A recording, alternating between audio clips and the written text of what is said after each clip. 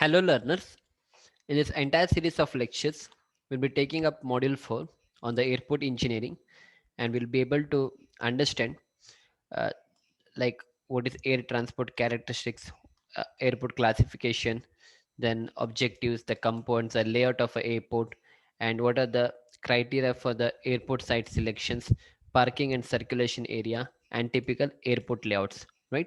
So these are the different things that we'll be discussing in the entire series of the lectures.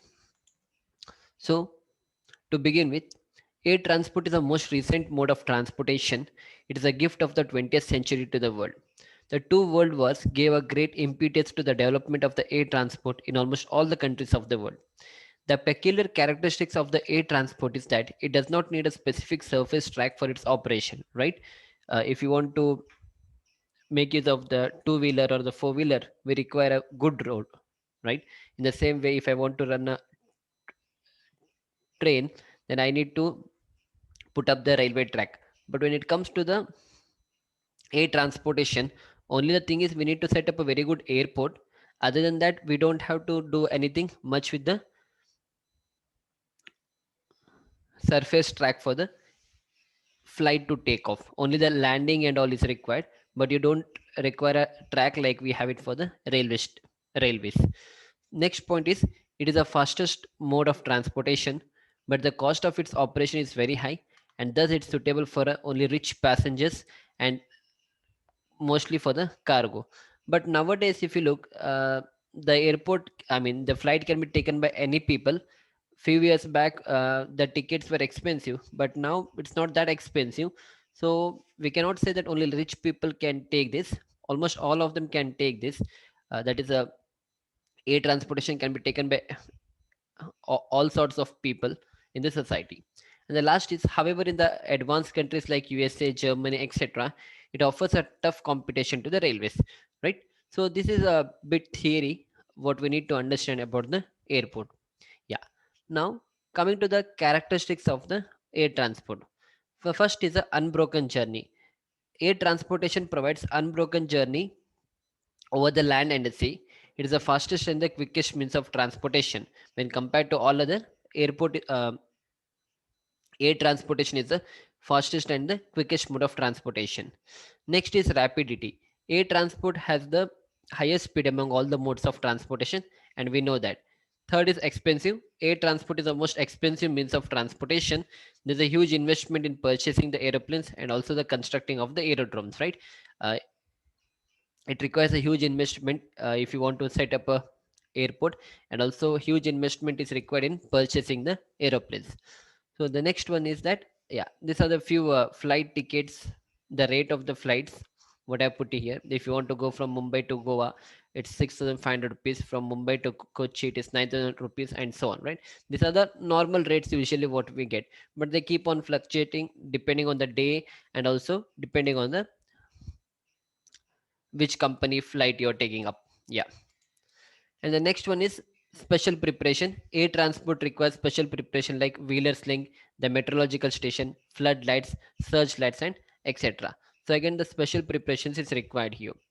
Next, coming to the advantages of the airport. First one is high speed. The supreme advantage of air transport is it's a high speed. It's the fastest mode of transportation, and thus it is most suitable mean when time is an important factor. Next is comfortable and quick services. It provides a regular, comfortable, efficient, and a quick service. Next, third one is no investment in the construction of the track, which you already seen. It does not require a huge capital investment in the construction and the maintenance of the surface track. Unlike in the railway, we need to do regular maintenance and all. But whereas in case of airport and all, there is no track as such, so there is no maintenance required. Of course, there will be runway and all, so that comes under the different part, and there also regular maintenance has to be done. Next is no physical barriers. It follows the shortest and the direct route has seas, mountains, or forest do not come in the way of air transportation, right? Yeah. So next is easy access. Air transportation can be used to carry goods and people to the areas which are not accessible by other means of transportation, right? Especially if you go to the hilly areas and all where the railway transportation is very difficult. In that case, air transportation will help us a lot. The next is emergency services. It can operate even when all other means of transportation cannot be operated due to the floods or other natural calamities. Thus, at that time, it is only mode of transportation which can be employed to do the relief work and provide essential commodities to the life. We also seen this during the floods and all, especially in the northeastern part of India and all. So whenever there is a flood and all, we always have seen the national disaster team. They come with the helicopter and they give the all the necessary things that is required. So air transportation will help us in terms of floods and all, where we cannot take the rail with the help, we cannot make use of railway or other mode of transportation during this time. Next is in the national defense. Air transport plays a very important role in the defense of a country. Modern wars have been fought mainly by aeroplanes. It has an upper hand in destroying the enemy in a very short period of time, and it also supports our wings of defense of the country. We also have seen that we have a lot of fighter jet aircrafts and all. So also it helps in the national defense for the security of our country. Yeah. Now coming to the disadvantages. First is very costly. We already seen that it is a costliest means of transport. The fares of air transport are so high that it is beyond the reach of a common man. But as I mentioned, um, as of now, we can travel with flight. It's not that expensive also. Yeah. Next is small carrying capacity.